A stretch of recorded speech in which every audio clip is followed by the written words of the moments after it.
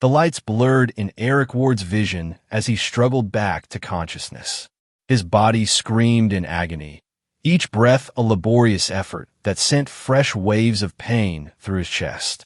The last thing he remembered was the battlefield on Kepler 442b, the acrid smoke of plasma fire, and a deafening roar of collapsing buildings as the Ardani forces overran their position.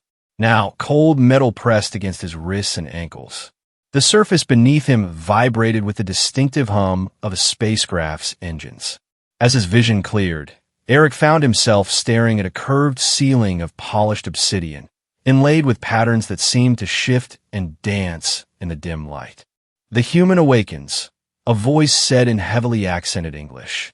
Eric turned his head, wincing at the movement. A figure stood beside his medical bed, tall and imposing. The Ardani healer was humanoid in shape, but distinctly alien, with skin that shimmered like liquid mercury and eyes that held too many pupils. She wore robes of deep crimson, marking her as part of the medical cast. "Where am I?" Eric's voice came out as a rasp. "You are aboard the Ardani warship Dominion's Edge," the healer replied, her multiple pupils contracting as she examined him. "I am Mira, chief healer of this vessel. You sustained considerable damage in the battle. 3 broken ribs, internal hemorrhaging, and a punctured lung. You are fortunate to be alive." Eric tested his restraints, finding them unyielding. "Why did you save me?" The Ardani don't typically show mercy to enemy soldiers. Mira's expression remained unreadable. "That decision was not mine to make. General Thorne has plans for you." Before Eric could respond, the chamber's doors hissed open. 3 Ardani warriors entered, their armor gleaming like polished volcanic glass. Behind them strode a figure that commanded immediate attention. General Thorne was everything the propaganda videos had promised and more. Standing nearly 7 feet tall, his presence filled the room like a physical force. His skin bore the scars of countless battles, each mark a testament to his survival in the brutal hierarchy of Ardani society. When he smiled, it was the expression of a predator who had cornered its prey. "Specialist Eric Ward," Thorne said, his voice carrying the weight of absolute authority. "Hero of the Titan Station defense. Survivor of the siege of New Gibraltar. Your reputation precedes you." Eric met the general's gaze without flinching. "I'm a prisoner of war.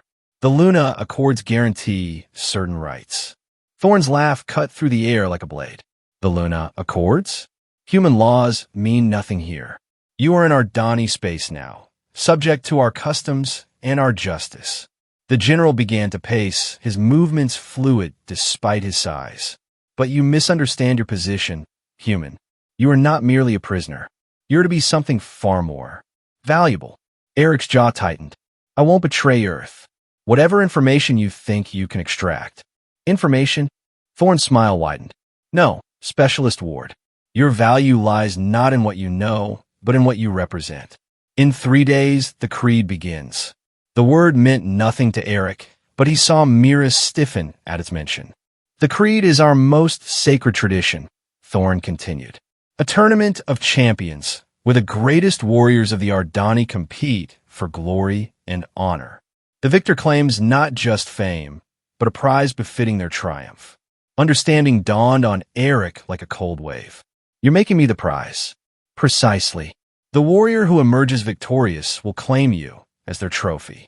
Through you, they will gain insight into human military tactics, psychological warfare, and perhaps most importantly, the locations of Earth's hidden defense installations." Eric strained against his bonds, fury replacing pain. "I'm not a prize to be won. I'm a human being, not some object to be traded. You are whatever I decide you are." Thorne's voice turned to ice. "And I have decided you will serve the Ardani Empire in this manner. Consider an honor. Few humans have witnessed the creed, and none have played such a central role." The general turned to leave, then paused at the threshold. "Prepare him for presentation. The competitors will want to see what they're fighting for." As the door sealed behind Thorne, Eric slumped back against the medical bed. Mira approached, her movements careful and deliberate. "The general is not known for his mercy," she said quietly. But know this, human. Not all Ardani share his views. Some of us remember when honor meant more than conquest. Eric studied her face, searching for deception. Why are you telling me this? Mira glanced at the door, then back to him. Because the creed is more than a tournament. It is a reflection of who we are as a people. And some of us fear we have lost our way. She began treating his wounds with gentle efficiency, her touch surprisingly careful. Rest. Now, you will need your strength for what comes next. As Mira worked, Eric's mind raced. He was alone, injured, and about to become a pawn in an alien gladiatorial contest. But he was also alive, and where there was life, there was hope. He would find a way to survive this, to turn the situation to his advantage. He had to, not just for himself, but for Earth. The vibration of the ship's engines changed pitch, and Eric felt a subtle shift that indicated they were dropping out of faster-than-light travel. Through a small viewport, he caught his first glimpse of their destination. The Ardani homeworld hung in space like a jewel of fire and shadow. 3 moons orbited the planet, each one transformed into massive orbital fortresses. And there, suspended between the moons like a web of light and metal, was the arena. The creed awaited. Eric closed his eyes, forcing himself to focus on his breathing, on the steady rhythm of his heartbeat. Whatever came next, he would face it as he had faced every challenge in his life, with determination, courage, and an unbreakable will to survive. The presentation ceremony took place in a vast amphitheater within the orbital arena. Eric stood on a raised platform, his wrists bound in ceremonial chains that glowed with an inner light. Around him, tier upon tier of seats rose into the darkness, filled with thousands of Ardani spectators. He had been dressed in simple white garments that marked him as an outsider, a stark contrast to the elaborate armor and regalia of the Ardani warriors who filled the arena floor below. Each competitor was a masterpiece of controlled violence, their bodies honed to perfection, their weapons gleaming with deadly promise. General Thorne's voice boomed through the amphitheater, amplified by technology Eric couldn't see. Warriors of the Ardani Empire, champions of our great houses. Today marks the beginning of the 43rd Creed. The crowd roared its approval, a sound like thunder that shook the very air. 4 generations, the Creed has determined our greatest champions, those worthy to lead our armies and guide our destiny. This year, we offer a prize unlike any before, a human soldier trained in their deceptive arts of war, keeper of their military secrets. Eric felt thousands of eyes upon him, evaluating, calculating. He stood straighter, refusing to show weakness. Let all who would claim this prize step forward and declare their intent. One by one, the competitors advanced.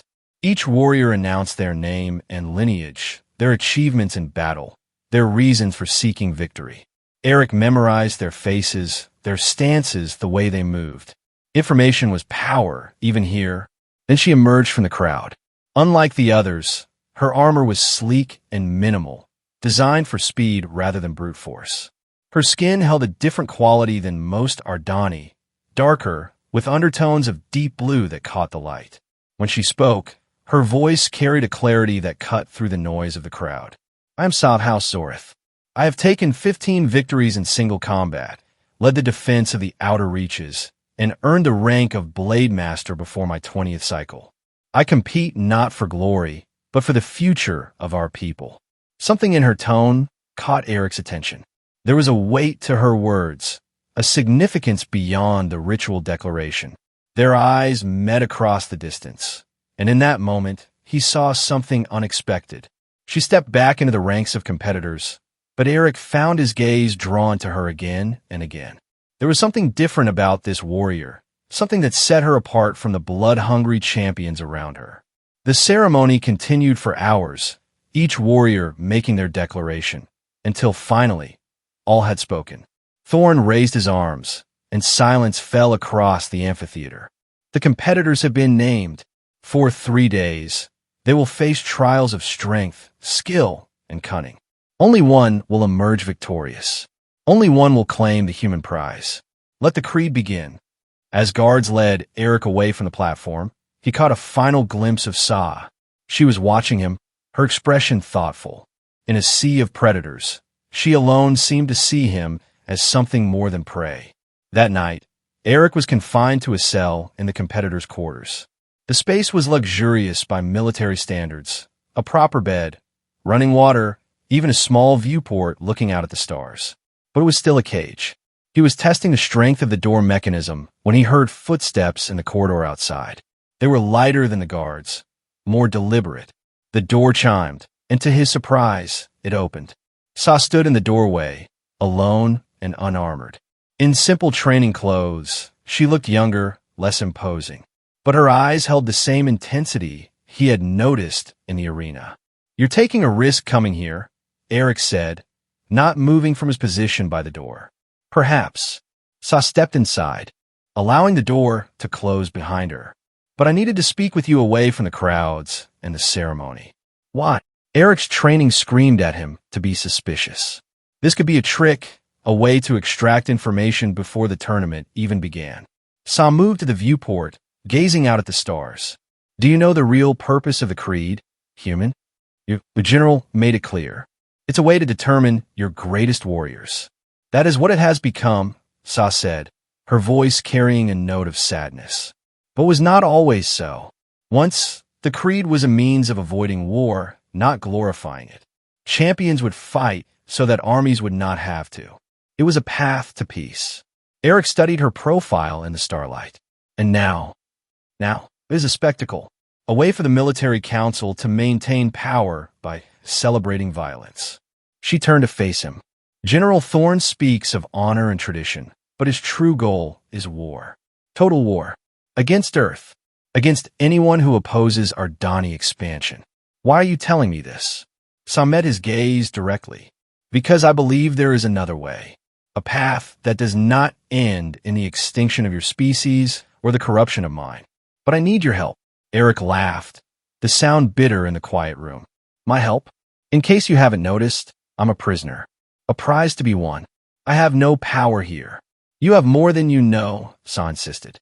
"The winner of the creed gains not just a trophy, but influence. A voice in the council. If I win, if I claim you as my prize, I can use that position to argue for peace. And what makes you think I would help you? Your people invaded our colonies, killed thousands. And your people did the same to us," Sa interrupted. "This cycle of vengeance serves no one. Someone must be the first to say enough." Eric was quiet for a long moment, processing her words. Everything about this could be a deception, but his instincts, honed through years of combat, told him she was sincere. "What do you want from me?" he finally asked. "Information. Not about Earth's defenses," she added quickly, seeing his expression harden. "About your tactics.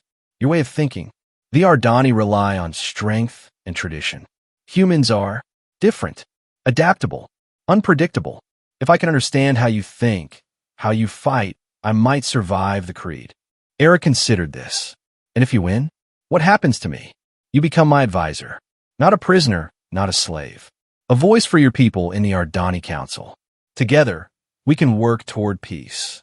It was an attractive offer, almost too attractive. But what choice did he have?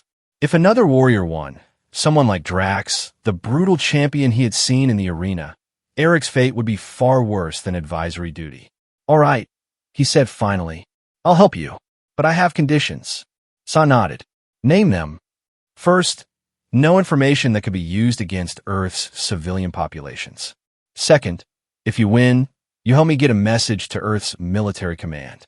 They need to know I'm alive and what's happening here. Third, you give me your word, whatever that's worth, that you're sincere about pursuing peace." "You have my oath," Sa said solemnly. "By the ancient codes, by the honor of my house, I swear it."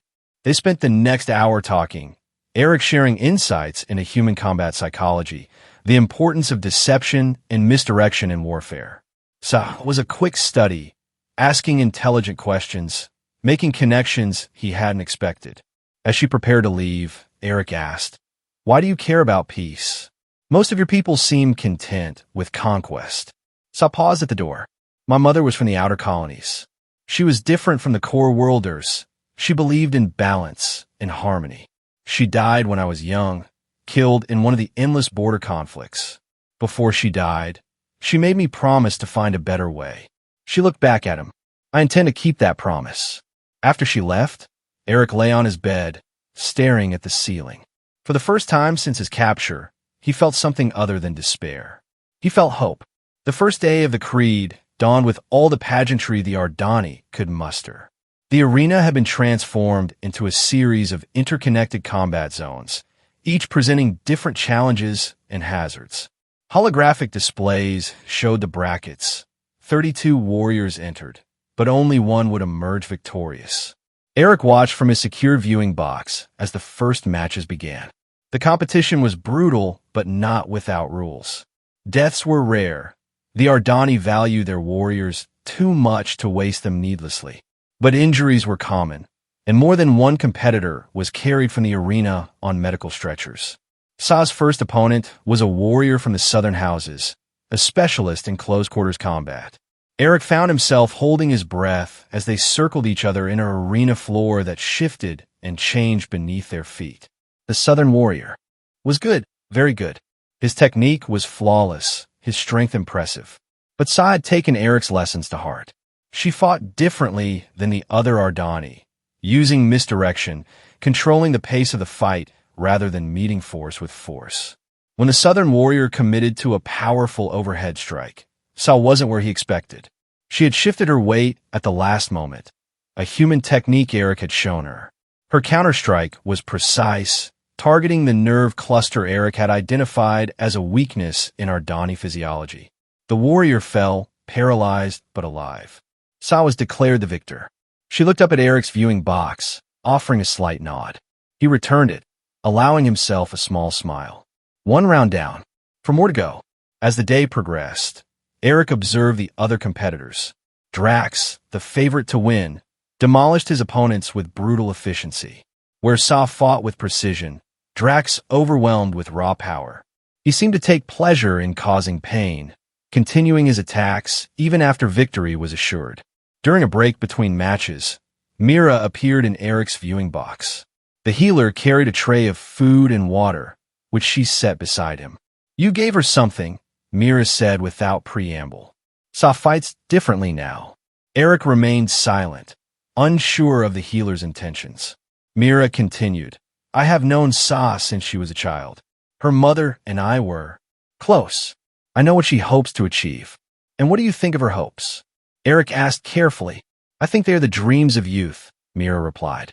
"But sometimes it is the young who see most clearly. The old become too accustomed to the way things are to imagine how they might be."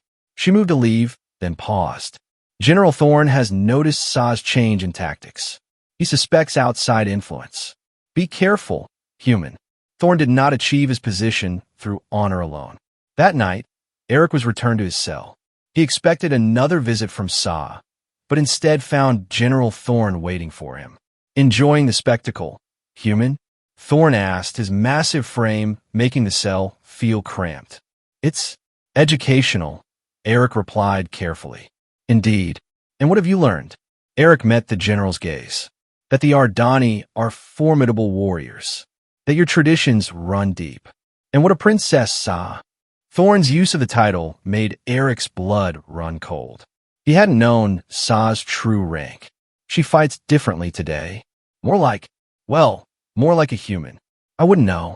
I've been locked in viewing boxes and cells." Thorne's smile was predatory. "Of course. Still, it would be unfortunate if someone were to provide one competitor with an unfair advantage. The creed must remain pure." The threat was unmistakable. Eric remained silent, knowing anything he said could make things worse. "Enjoy tomorrow's matches," Thorne said as he left. They promised to be illuminating. Alone again, Eric tried to process this new information. Sa was a princess, royalty. Her stakes in this competition were even higher than he had realized. And now Thorne suspected their connection. The second day brought new challenges. The arena was reconfigured into a vertical maze, platforms and bridges suspended over a seemingly bottomless pit. Competitors had to navigate the changing landscape while facing their opponents. Sa's opponent was an aerial combat specialist, someone who excelled in three-dimensional warfare. Eric watched with growing concern as Sa struggled to adapt to the vertical environment. Her opponent pressed the advantage, forcing Sa onto narrower and narrower platforms. Just when it seemed Sa would be overwhelmed, she did something unexpected. She jumped, not away from her opponent, but toward them. It was a human tactic. When faced with a superior position, sometimes the only option was to close distance and negate the advantage. The move caught her opponent completely off guard. They grappled in mid-air, falling toward a lower platform. Sa managed to position herself on top, using her opponent's body to cushion the impact. The match was over in seconds. But as Sa stood victorious, Eric noticed something alarming. Her opponent wasn't moving. Medical teams rushed onto the platform, and after tense moments, the fallen warrior was carried away on a stretcher. The crowd's cheers had a different quality now, hungrier, more bloodthirsty. They had seen serious injury, possibly death, and they wanted more. That evening, Sa visited Eric again. She moved stiffly, favoring her left side. "You're hurt," Eric observed. "Bruised ribs. Nothing serious." She sat carefully on the edge of his bed. "My opponent, he may not survive. His injuries were severe. It was an accident. You did what you had to do to survive." "Did I?" Sa's voice was haunted. "Or am I becoming what I sought to change? Using violence to end violence?" Eric had wrestled with similar doubts during his military career. Sometimes, to protect peace, we must be willing to fight for it. The question is not whether we use force, but why and how we use it. Sa was quiet for a long moment. "Thorn knows about us. About our meetings. I know. He paid me a visit last night. He will try to use this against us." "Against me?" Sa stood, pacing to the viewport. "There's something else. Something I haven't told you." Eric waited. The Creed is a distraction. While the Empire watches the tournament, Thorn is preparing an invasion fleet. Operation Earthfall, he calls it. The winner of the Creed will be given command of the Vanguard, the first wave of ships to attack your homeworld. The blood drained from Eric's face. As soon as the tournament ends, the fleet is already assembled, hidden in the dark side of our second moon. If someone like Drax wins, she didn't need to finish. Eric could imagine the brutality that would be unleashed on Earth colonies, and eventually, Earth itself. "We need to expose this," Eric said urgently. "If your people knew, many already know and support it," Sa interrupted. "War fever has gripped the Empire.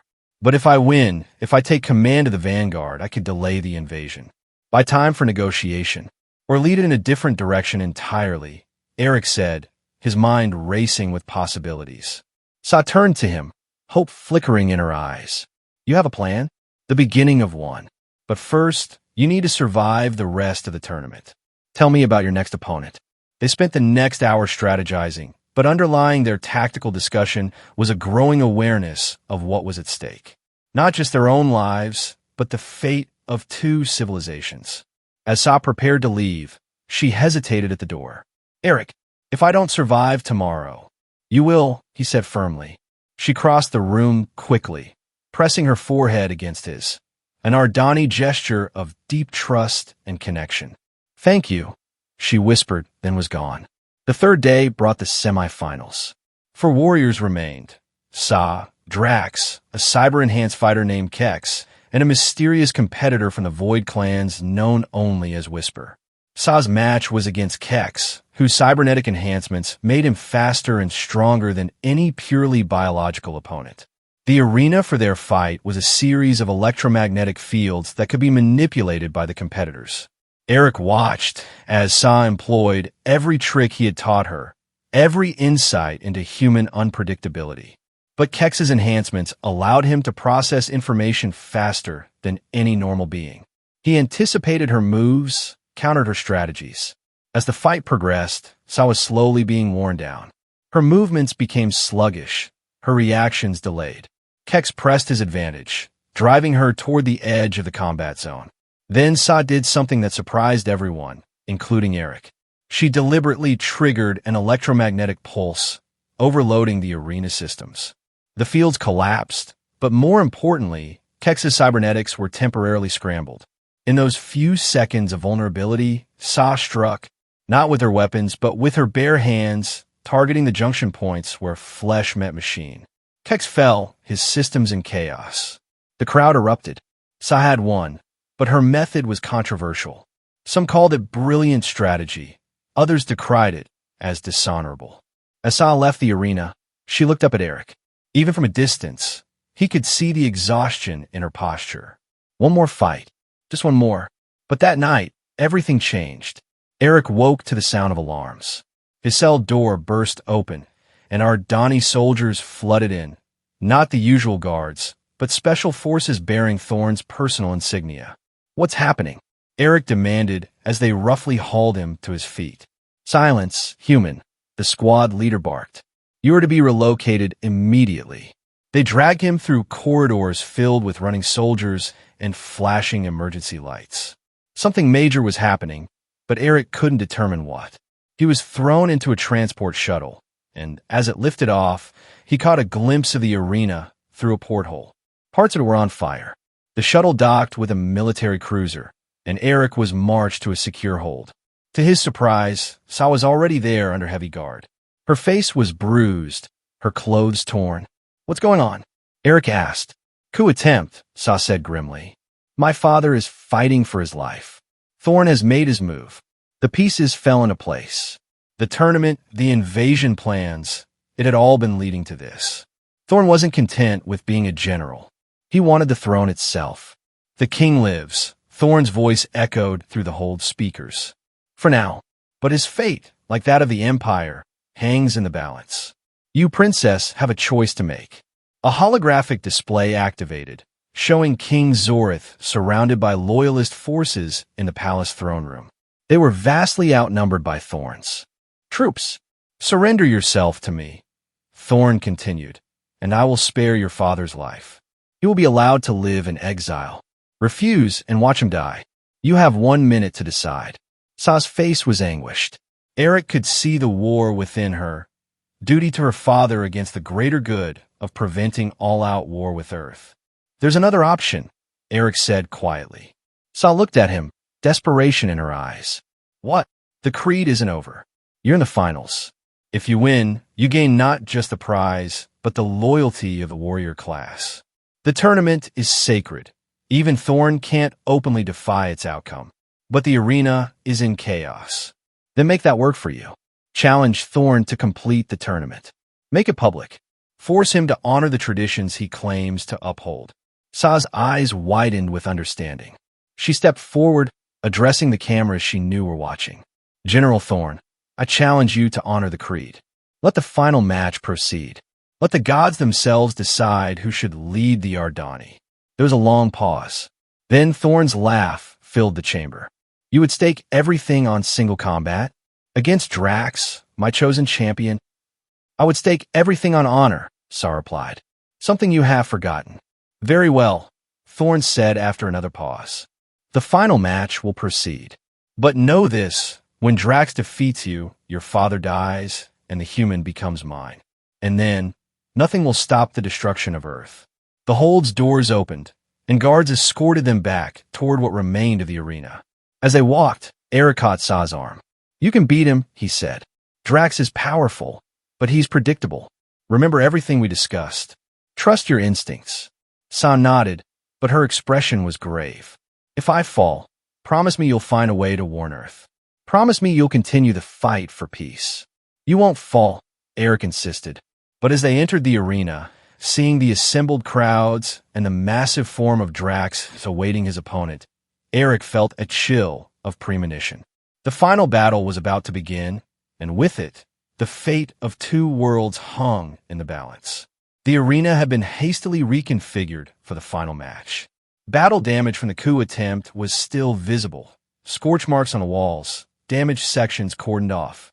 But the central combat floor remained intact, a circle of polished stone surrounded by energy barriers. Drax stood at one end, a mountain of muscle and armor.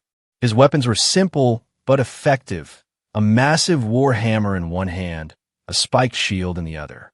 He had eschewed the high-tech options available, choosing instead the traditional weapons of ancient Ardani warriors. Sa entered from the opposite side, her lighter armor reflecting the arena lights. She carried twin blades, curved and elegant, designed for speed and precision rather than brute force. General Thorn presided over the match from a secured viewing platform, King Zorith beside him under heavy guard. The king looked haggard but defiant, his eyes fixed on his daughter. "Warriors of the Ardani," Thorn announced, his voice carrying across the arena. "We gather to witness the final match of the Creed. 2 champions remain. Only one shall claim victory, and, with it, the human prize and the honor of leading our glorious invasion of Earth." The crowd roared approval. Eric noticed that many of the spectators were Thorn's soldiers, strategically placed to ensure the proper outcome. Let the final battle commence. Drax charged immediately, his hammer whistling through the air with devastating force. Sa danced aside, her movements fluid and controlled. She had learned from watching Drax's previous matches.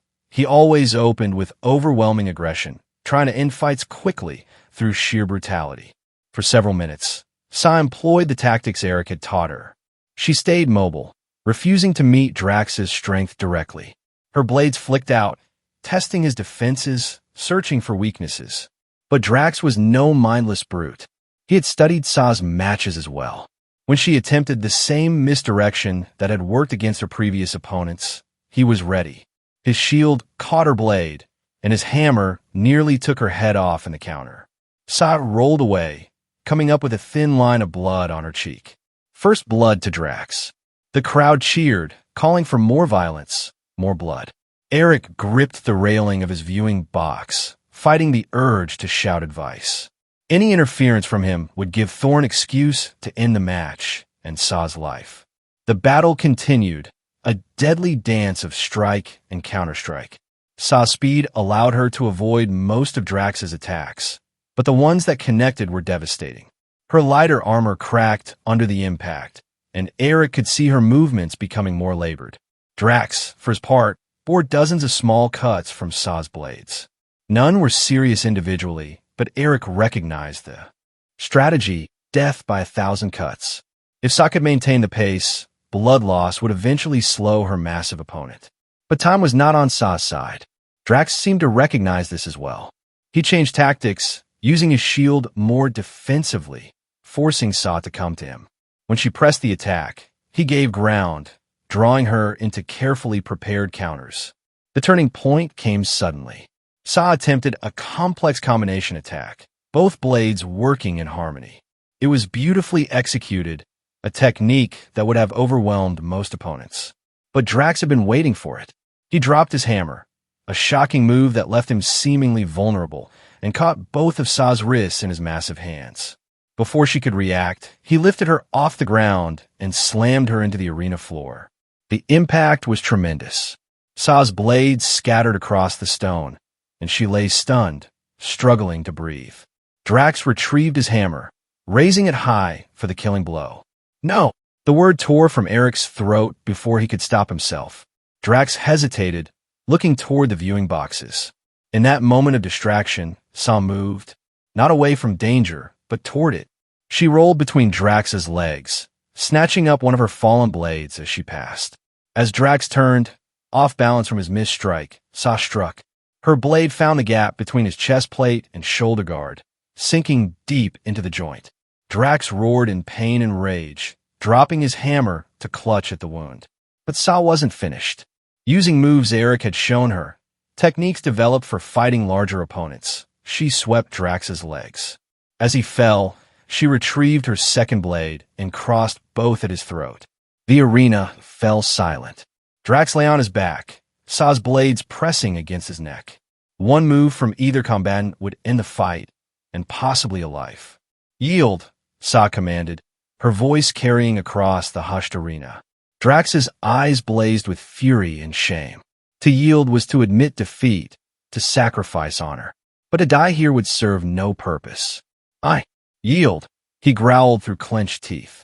The crowd erupted, some in celebration, others in outrage. Sa had won the Creed. By ancient law and tradition, She was now champion, entitled to the prize and the honors that came with victory. But General Thorn was not finished. Impressive, his voice boomed across the arena. But the creed is more than combat. It is about loyalty to the Empire. And you, Princess, have shown where your true loyalties lie. Soldiers moved into position around the arena floor. Eric realized with cold certainty what was about to happen. You conspired with the human prisoner, Thorn continued. You used alien tactics to defeat a true Ardani warrior. This is not victory, it is treason. Sa stood tall despite her exhaustion. I followed the rules of the creed. I fought with honor. The only treason here is yours, General. You who would murder your rightful king and plunge our people into unnecessary war. Necessity? Thorn laughed coldly. Let me show you necessity. He gestured, and a holographic display appeared above the arena. It showed the assembled invasion fleet, hundreds of warships ready to launch toward Earth. The invasion begins now, Thorn declared. As for you, Princess, you will watch your human prize die before you join him in death. Perhaps that will teach others the price of defying the natural order. Soldiers moved toward Eric's viewing box. He had no weapons, no armor, no real chance of survival. But he would not go quietly. The first soldier through the door met Eric's fist, augmented by years of combat training and desperate determination. The Ardani warrior staggered back, more surprised than hurt. Eric followed up with a knee to the midsection, then grabbed for the soldier's weapon. More soldiers poured in. Eric fought with everything he had, but he was outnumbered and outmatched. They bore him to the ground, weapons pointed at his head. Through the viewing box's open door, he could see Sa on the arena floor, surrounded but still defiant. Their eyes met across the distance. For Earth, Eric shouted, expecting these to be his last words. That's when everything changed. The arena's main doors burst open, and Ardani warriors poured in. Not Thorn soldiers, but others wearing different insignia. At their head was an elderly Ardani whose bearing marked him as a commander of significant rank. Stand down, the elder commanded. By order of the High Council, General Thorn is under arrest for treason against the crown. Chaos erupted. Thorn's loyalists clashed with the newcomers. Energy weapons fire, filling the air. In the confusion, Eric's captors were distracted, giving him the opening he needed. He rolled aside as weapon fire scorched the floor where he had been. The viewing box offered little cover, but Eric had survived worse situations. He low-crawled to the door, then made a dash for the arena floor. Sa was fighting her way toward her father, who remained under guard on the viewing platform. Eric altered course to intercept her, arriving just as 3 of Thorn's soldiers moved to block her path. Together they fought. Sa with her blades, Eric with captured weapons and hand-to-hand combat skills. It was a strange partnership, human and Ardani, former enemies now united in purpose. They reached the platform's base just as a massive explosion rocked the arena. Part of the ceiling collapsed, raining debris on the crowd. Emergency lights bathed everything in a hellish red glow. The support structures, someone yelled. The arena is collapsing. In the chaos, Eric and Sa fought their way up the platform stairs. King Zortha's guards had been scattered by the explosion, leaving the monarch vulnerable. Thorn stood over him, energy blade in hand. If I cannot rule, Thorn snarled, then I will at least have the satisfaction of ending your line. He raised the blade, but Sa was faster. Her thrown knife took him in the shoulder, spinning him around. Eric followed up with a flying tackle that sent both of them crashing through the platform's railing. They fell 10 feet to the arena floor, landing hard. Thorn's armor protected him from the worst of the impact, but Eric felt something crack in his chest, his barely healed ribs giving way.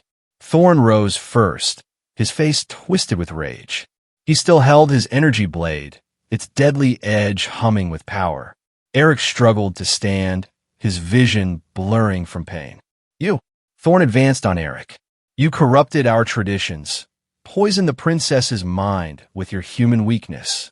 Eric backed away, looking for anything he could use as a weapon.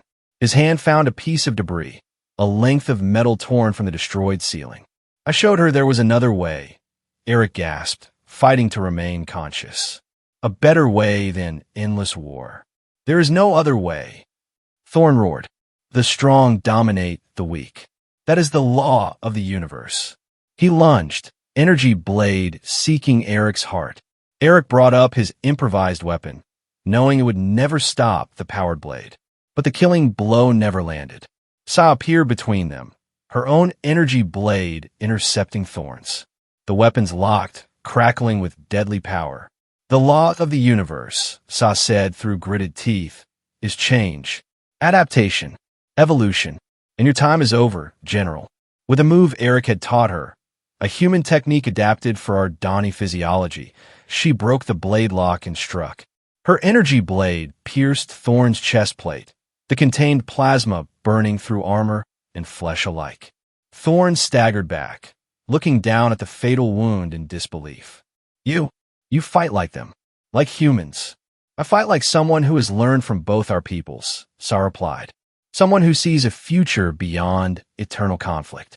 Thorn fell to his knees, then toppled backward. The architect of war was dead. Around them, the battle was ending. Thorn's forces, seeing their leader fall, began to surrender. The ceiling continued to groan ominously, and evacuation alarms blared throughout the complex. Sa rushed to Eric's side as he finally collapsed, his injuries overwhelming him. Stay with me, she pleaded, cradling his head in her lap. Help is coming. Through the haze of pain, Eric saw King Zorth approaching, supported by loyal guards. The monarch looked down at them, his daughter holding the human who had helped save his life and throne. The invasion fleet, Eric managed to say. You have to stop it. King Zorth nodded slowly. It will be done. Thorn's madness dies with him. He turned to Sa. You have won the creed, daughter. And in doing so, you have won something far greater, the chance to forge a new path for our people. Medical teams arrived, tending to Eric's injuries with technology beyond Earth's capabilities. As they worked, Sa stayed beside him, her hand gripping his. You saved my life, she said softly. We saved each other, Eric replied, his voice stronger as the medical treatments took effect. That's what partners do. Sa smiled, and for the first time since this ordeal began, it reached her eyes. Partners, she agreed. Days later, Eric stood on the observation deck of the Ardani Royal flagship, his injuries largely healed by their advanced medicine. Beside him, Sa wore the formal robes of a crown princess, though she still carried her warrior's bearing. Through the massive viewports, they watched as the invasion fleet was systematically decommissioned. Weapons were powered down, troops were recalled, and ships were redirected to defensive positions around Ardani space. It's really happening, Eric said, still hardly believing it. Change is always possible, Sa replied. It just requires someone willing to take the first step. King Zorth entered the observation deck, accompanied by senior military officials and council members. Among them, Eric was surprised to see Mira, now wearing the insignia of a senior advisor. The Earth government has agreed to preliminary peace talks, the king announced. They were skeptical at first, but your testimony, Specialist Ward, carried considerable weight. Eric nodded. He had spent hours in communication with Earth's military command, assuring them of the sincerity of the Ardani peace overture. It helped that he now held an official position, military advisor to the Ardani crown, a role that came with diplomatic status. There is much work ahead, King Zorth continued. Generations of mistrust and conflict cannot be erased overnight. But with patience and wisdom, perhaps our peoples can find a better path. And it begins with symbols, Sa added. She turned to Eric. The creed traditionally ends with the victor claiming their prize. But I have a different proposal. She extended her hand to Eric, not in the human gesture of handshake, but palm up, offering partnership. I claim no prize, she announced, her voice carrying to all assembled. Instead, I offer alliance. Between Ardani and human. Between warrior and soldier. Between our peoples. Eric took her hand, understanding the significance of a gesture. In full view of the Ardani leadership, they stood as equals, as partners. I accept, he said simply. Later, in the quiet of Sa's private chambers, they stood before the viewport, watching stars will slowly pass. Eric wore Ardani diplomatic attire now, the strange clothes somehow feeling right. What happens now, he asked. Now we work, Sa replied. We build bridges. We learn from each other. We prove that peace is not weakness, but strength of a different kind. Eric was quiet for a moment. I never expected this. When I was captured, I thought I would die as a prisoner, far from home. And I thought I would live my life as a warrior, following traditions I secretly questioned but never challenged. Sa turned to face him. Perhaps that is the most important lesson, that our greatest transformations come from the most unexpected places. She moved closer, and Eric found himself acutely aware of her presence. Despite their differences, species, culture, history, something deeper connected them. Shared purpose, mutual respect, and perhaps something more. There's an old Ardani saying, Sa said softly. From conflict comes clarity. From chaos comes choice. From enemies comes understanding. We have a similar saying on Earth, Eric replied. The best way to destroy an enemy is to make them a friend. Are we friends now? Sa asked, her eyes holding his. Eric considered the question. They had saved each other's lives, trusted each other with devastating secrets, and stood together against overwhelming odds. They had found common ground across a gulf of species and culture that many considered impossible to bridge. I think, he said carefully, we might be something more than friends. Sa smiled, that rare, genuine expression he had first seen in the arena. She leaned forward, pressing her forehead against his in the Ardani gesture of deep connection. This time, Eric understood its meaning fully. Trust, respect, partnership, and love. The future is uncertain, Sa whispered. It always is, Eric replied. But we'll face it together. Outside, the stars continued their eternal dance, witness to the first steps toward peace between two civilizations. The war was ending, but the real work, the harder work of building understanding, was just beginning. In the formal ceremony that followed, before assembled dignitaries from both Ardani and Earth, Sa officially concluded the creed. But instead of claiming a prize, she announced a new tradition. The creed would continue, but as a celebration of alliance rather than conquest. Warriors would still compete, but the victor would earn the right to serve as an ambassador of peace. Eric stood beside her as she made the announcement, their partnership a living symbol of what was possible. The crowd's response was mixed. Some cheered the new vision, while others muttered about abandoned traditions. Change would not come easily or quickly, but it would come. Months later, as the first joint human-Ardani exploration vessel prepared to launch, Eric and Sa stood on the command deck. They wore matching uniforms that blended elements of both cultures, a design that had taken weeks of negotiation to finalize. Ready for this? Sa asked, her hand finding his. Eric squeezed her fingers gently. Ready to explore the galaxy with the daughter of my former enemies, serving as co-commanders of an experimental alliance that many think is doomed to failure? Absolutely. Sa laughed, a sound that still surprised him with its warmth. When you put it like that, it sounds almost mundane. Nothing about you is mundane, Eric replied. The vessel's engines powered up, a harmonious blend of human and Ardani technology. In the crew behind them, beings of both species. Work side by side, learning from each other, building something new. Prepare for departure, Sa commanded.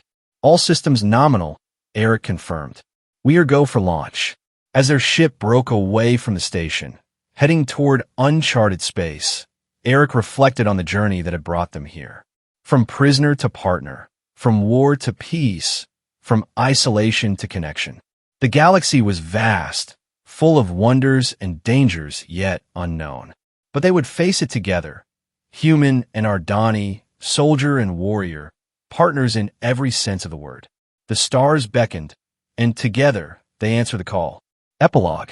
5 years after the end of the Ardani-Human War, the joint colony on Haven Prime celebrated its first graduation ceremony. Young beings of both species, who had grown up together in the experimental settlement, received their certifications in various fields of study. Eric Ward, now Director of Cultural Integration, watched from the platform as his and Sa's adopted daughter, Mira, a war orphan from the conflict, delivered the valedictorian address. She spoke eloquently about growing up between two worlds, finding strength in diversity, and building bridges across cultural divides. Sa, wearing the formal robes of the Ardani Human Alliance Council, stood beside him. Her hand found his, fingers intertwining in a gesture that had become second nature over the years. "She has your gift for words," Sa whispered. "And your courage," Eric replied. In the audience, humans and Ardani sat together, some still awkward in their interactions, but many showing the easy familiarity of genuine friendship. It hadn't been easy. There had been setbacks, conflicts, moments when the whole experiment seemed ready to collapse. But they had persevered. After the ceremony, as families mingled and celebrated, an elderly Ardani approached them. Eric recognized him as Drax, the former champion he had watched Sa defeat in the Creed. "Directors," Drax said formally, then relaxed into a smile. "I wanted to thank you. My grandson is among the graduates today. Because of what you built here, he grows up in a universe where strength means more than just force of arms." It was a small moment, but significant. Eric exchanged glances with Sa, seeing his own emotions reflected in her eyes. This was why they had fought so hard for peace, not just to end a war, but to create a future where the next generation could thrive. That night, in their quarters overlooking the colony, Eric and Sa stood on their balcony watching the twin moons rise. The larger moon housed a memorial to those lost in the war, both human and Ardani. The smaller hosted a research station where scientists of both species worked together to unlock the mysteries of the universe. "Do you ever regret it?" Sa asked suddenly. "Staying here, so far from Earth?" Eric considered the question.